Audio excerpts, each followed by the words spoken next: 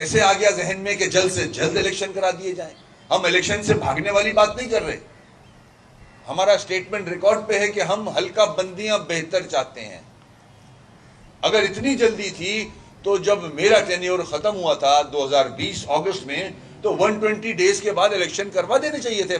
Fault आपके यहां लाई करती है, फॉल्ट आपके यहां मौजूद है, हुकूमत सिंध के यहां मौजूद है, और उसको हम बारहा आपकी तवज्जो दिला रहे हैं कि हम सही हल्का बंदियां चाहते हैं, उसके बाद इलेक्शन कराएं, सही वोटर लिस्ट चाहते हैं, ताकि हर आदमी को ये हर 18 साल और उसके ऊपर के शख्स को ये मौका फराहम किया जा सके कि वो अपना कैंडिडेट चुने, अपना वोट कास्ट करे, जो कि नहीं हो सका।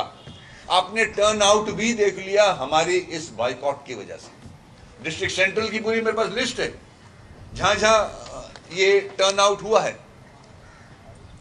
आज जो वोट पड़ा है 15, वो अगर सारी सियासी जमातों का वोट भी लगा लें तो 15 का जो इलेक्शन था जिसमें एमक्यूएम को 11,83,000 वोट पड़े थे, तो उससे भी कम। हालांकि पॉपुलेशन बढ़ चुकी है, 15 में पॉपुलेशन ये नहीं थी। और फिर हमारे इस टर्न आउट ने जो परसेंटेज, डिस्ट्रिक्ट सेंट्रल का ही रिकॉर्ड मेरे पास है, कहीं 11% है, वो भी मैनेज्ड, आज तक रिजल्ट नहीं आया।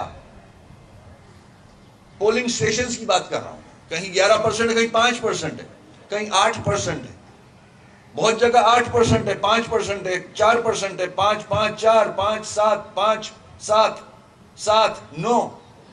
ये तो रूल्स की खिलाफ वर्जी है कि अगर इसको मैनेज करके आप लोगों की आंखों में धूल झोंक के, जो कि आज तक रिजल्ट नहीं दिया, वो धूल भी सही तरह झोंकी नहीं जा रही।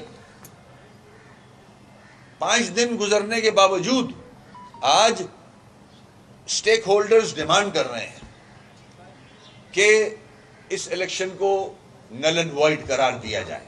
एमक्यूएम ये डिमांड करती है, इस इलेक्शन को, हैदराबाद कराची के इलेक्शन को रिजेक्ट करती है टोटली, और उसने साबित किया अवाम निकले नहीं। नल एंड वॉइड करार दिया जाए इस इलेक्शन को, और हल्का बंदियां प्रॉपरली करके, जो हमारी डिमांड रही है और accepted by Sindh government. Sindh government के जिम्मेदारों ने एक्सेप्ट किया है कि जो 53 यूसीज हमने एडिशन दी थी, उन्होंने एक्सेप्ट किया था कि ठीक है इसको ऐड करते हैं। उसी वजह से ये लेटर लिखा है चीफ सेक्रेटरी ने। चीफ सेक्रेटरी साहब को वही नहीं आई थी जो इलेक्शन कमीशन को लेटर लिखा है, जो सिंध गवर्नमेंट की मिनिस्ट्री है लोकल गवर्नमेंट, उसने लेटर लिखा है, बाकायदा रिकॉर्ड पे है ये। हम इसको कोर्ट्स तक ले जाएंगे, सुप्रीम कोर्ट तक ले जाएंगे।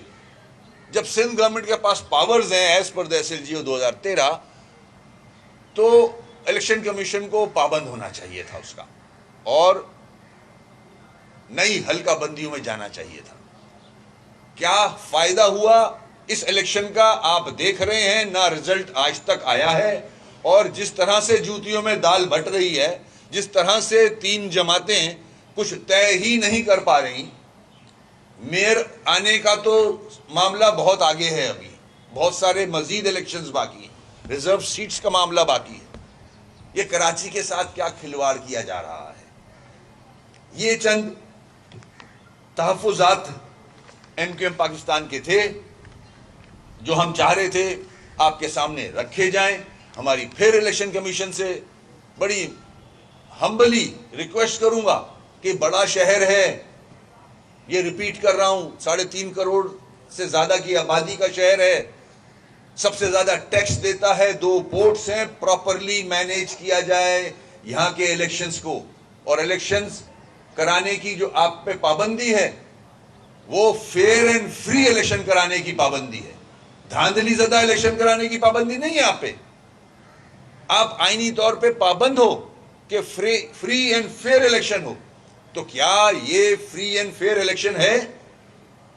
16 तारीख से लेके आज तक के एडिटोरियल अखबारात उठा के देख लें, कोई आदमी इस फेवर में नहीं है कि ये फ्री एंड फेयर इलेक्शंस हुए हैं। आपने कराची के साथ, हैदराबाद के साथ खिलवाड़ किया है। यहाँ के मैंडेट को आपने एक्सेप्ट नहीं किया, आपने मैंडेट की धज्जियां उड़ाई हैं यहाँ की। और ये वो मैंडेट जो इस्लामाबाद का बजट बनाता है, सिंध गवर्नमेंट का बजट बनाता है। तो मेरी दरख्वास्त है इलेक्शन कमीशन से कि इन इलेक्शंस को, हर जगह से आवाज आ रही है कि नल एंड वॉइड करार दिया जाए। अब मेरे एक बात समझ में नहीं आती कि 5 दिन गुजरने के बाद क्या कराची का जो 15 का इलेक्शन हुआ था क्या 100% टर्नआउट था जो आपको रिजल्ट बनाने में इतना टाइम लग रहा है? क्या मौसम खराब था, बर्फबारी हो रही थी, दूर दराज इलाकों से आपको रिजल्ट्स कलेक्ट करने थे? ऐसा तो यहां कुछ नहीं था। ना बर्फबारी हो रही है, ना दूर दराज के इलाके हैं, ना 100% टर्नआउट हुआ है। 5 से 7% टर्नआउट मिला है आपको, और आपको यह कंपाइल करने में भी 5 दिन लग गए। और आज तक यह बहुत बड़ा सवालिया निशान है इलेक्शन कमीशन पे कि 5 दिन बाद भी आपने इलेक्शन कंसोलिडेटेड रिजल्ट्स नहीं अनाउंस कर सके आप। इसका मतलब दाल में काला नहीं, बहुत सारे रंग मौजूद हैं। कराची का सत्यानाश पहले 14 सालों में कर चुके हो आप, सिंध गवर्नमेंट की बात करूंगा, और अब मजीद प्लान कर रहे हो कि इसको जो बचा है इसका सत्यानाश कैसे किया जाए, इसको लाड़काना की शेप में कैसे लाया जाए। तो इंशाल्लाह कराची हैदराबाद के लोग ये होने नहीं देंगे।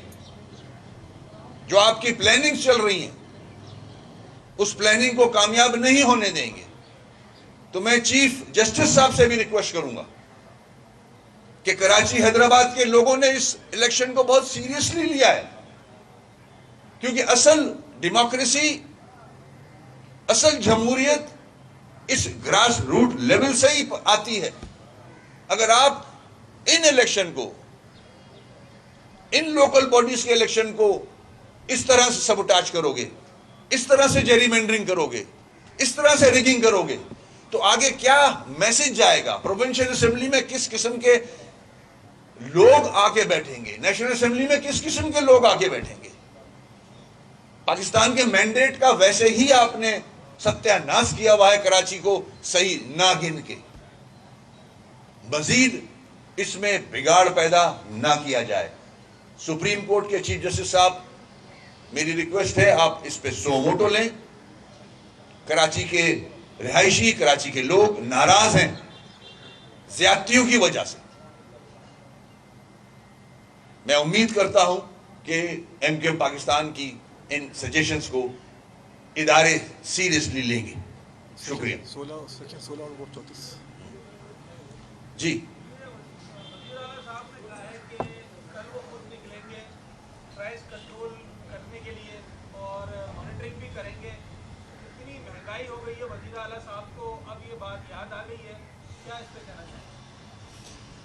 देखिए, मैं जिस सब्जेक्ट पे है उस पे रहना भी चाह रहा हूं, मगर कारकर्दगी 14 सालों की आपके सामने है। 1200 अरब मिलता रहा है इस हुकूमत को।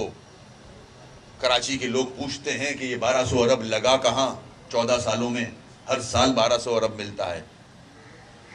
प्राइस कंट्रोल इनकी जिम्मेदारी बनती है। आज अल्लाह का शुक्र है अगर जाग गए तो और निकल रहे हैं, तो देखते हैं रिजल्ट क्या आता है। ये स्टेटमेंट से काम नहीं बनेंगे, ये विजिट से काम नहीं बनेंगे। कराची के लोग अब रिजल्ट्स मांगते हैं।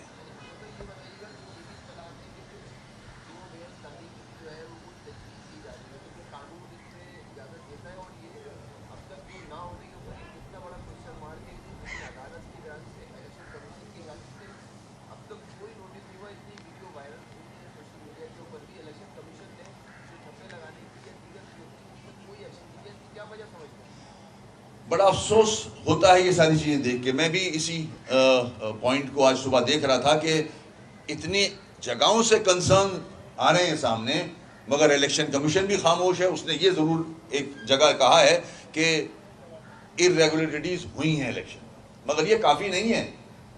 इस पे तो सो मोटो बनता है। जिस तरह से बैलेट पेपर सड़कों पे फिर रहे थे। दूसरे सवाल का जवाब मैं इस तरह दूंगा कि पूरे मुल्क में एक डिस्ट्रिक्ट है, कराची को एक डिस्ट्रिक्ट होना चाहिए था, डिवीजन। आज आपने 6 डिस्ट्रिक्ट 7 डिस्ट्रिक्ट बना दिए इस शहर के। अगर जो स्टेटमेंट आया था कि कराची को 2 जगह 2 डिविजन्स बना दिए जाएं, तो मेरे भाई अभी इतने गए गुजरे भी नहीं है कराची वाले कि आपकी क्या आप एक और बांग्लादेश बनाना चाह रहे हो, इधर हम उधर तुम करके? जब यहां के लोग एडमिनिस्ट्रेटिव यूनिट्स की बात करते हैं कराची की, बड़ी आग लगती है आपको।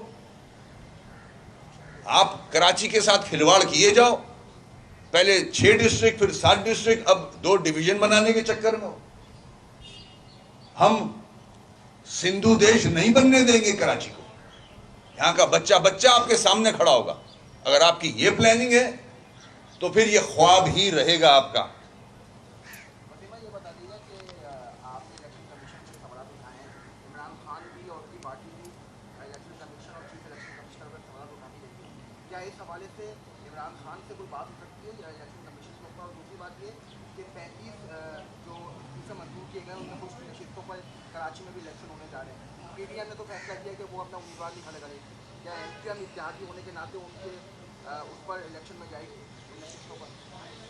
देखिए, सियासत में हर एक से बात हो सकती है, कोई भी सियासी जमात हो उससे बात की जा सकती है। इलेक्शन का मेरे ख्याल में शेड्यूल भी अनाउंस हुआ है, मैंने कहीं पढ़ा था। आज 35 और होंगे। अच्छा, आज तो 35 जब भी इलेक्शन होंगे बिल्कुल MQM कॉन्टेस्ट करेगी।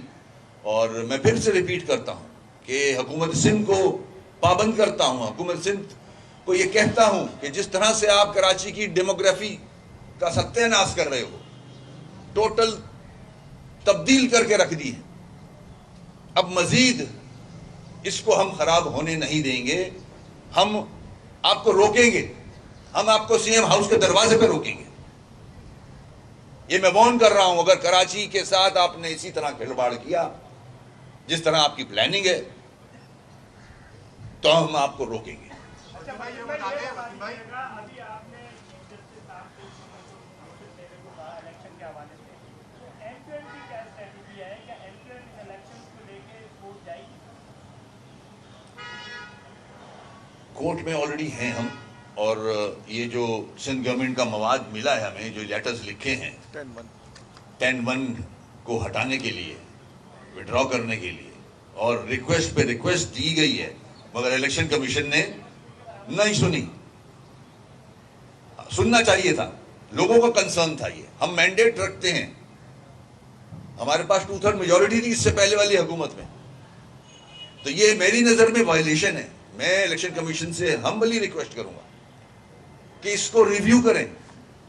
अगर सिंध गवर्नमेंट लेटर लिख रही है और आपने उसको रद्द कर दिया, अगर तो आप मेरे टेन्योर खत्म होने के बाद 120 डेज में इलेक्शन करवा देते तो इससे अच्छी बात हो नहीं सकती थी। आप खुद 2.5 साल बाद इलेक्शन करा रहे हो, सवालात आप पे ही उठेंगे। तो जो इश्यूज पर्टेन करते हैं अदलिया से, जहां हमारे केस पेंडिंग है, बिल्कुल ये सारी चीजें हम, फरूक नसीम साहब से मेरी बात हुई है, बिल्कुल अपने केस में हम ये लेके जाएंगे और इनका पीछा करेंगे।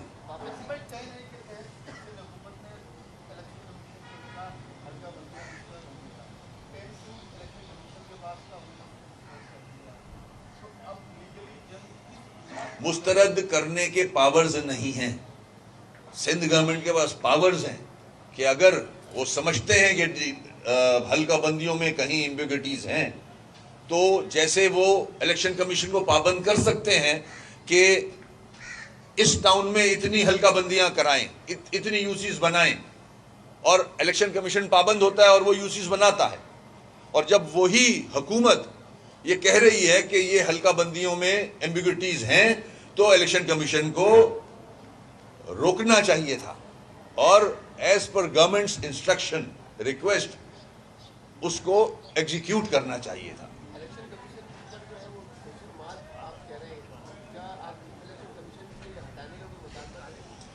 नहीं, ऐसी कोई मैं कंट्रोवर्सी में नहीं जाना चाह रहा। इलेक्शन कमिश्नर काम कर रहे हैं, उनके पास एक आईनी इदारा है, उनकी जिम्मेदारियों को याद दिला रहा हूं कि हम लोग आपकी तरफ देख रहे हैं।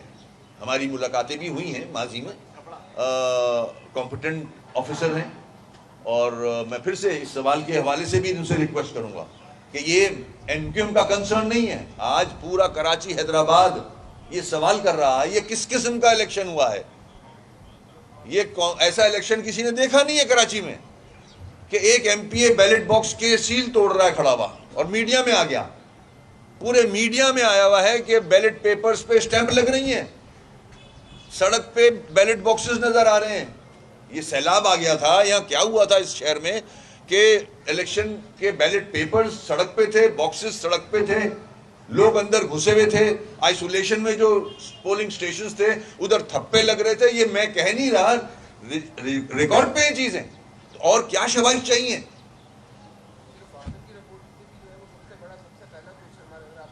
एग्जैक्टली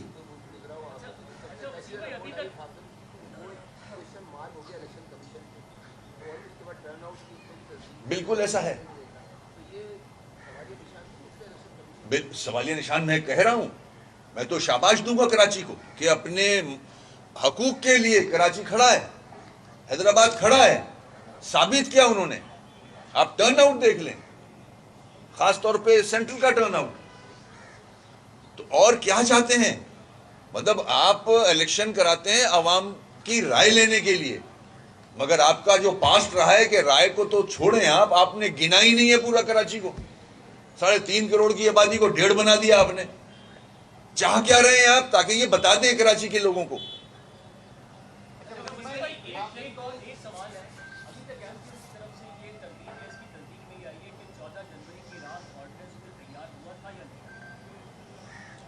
अगर हुआ था या नहीं हुआ था तो इससे हो क्या जाएगा, क्या कर लोगे आप? समझ नहीं आई। ये तो गड़े मुर्दे हो गए ना, उसको छोड़ें। देखें, ये एक डिस्कशन में चीज आई थी कि जाहिर है गवर्नर एमक्यूएम से ताल्लुक रखते हैं। ये एक डिस्कशन में जरूर आया था कि अगर टाइम निकल रहा है, असेंबली कॉल नहीं कर सकते, कैबिनेट मीटिंग अभी नहीं कर सकते, तो एक तरीका ये भी होता है, रहा है, माजी में इम्प्लीमेंट हुआ है, तो डिस्कशन में जरूर आया था।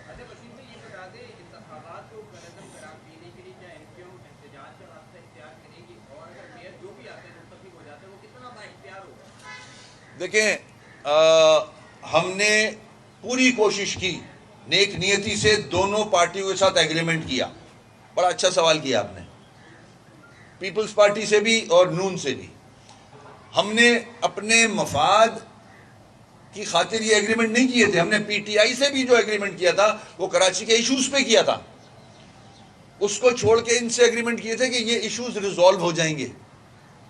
हमने पूरी जंग लड़ी 2017 से, पिटीशन रही हमारी आर्टिकल 140A को मजबूत करने के लिए, इंप्लीमेंट करने के लिए।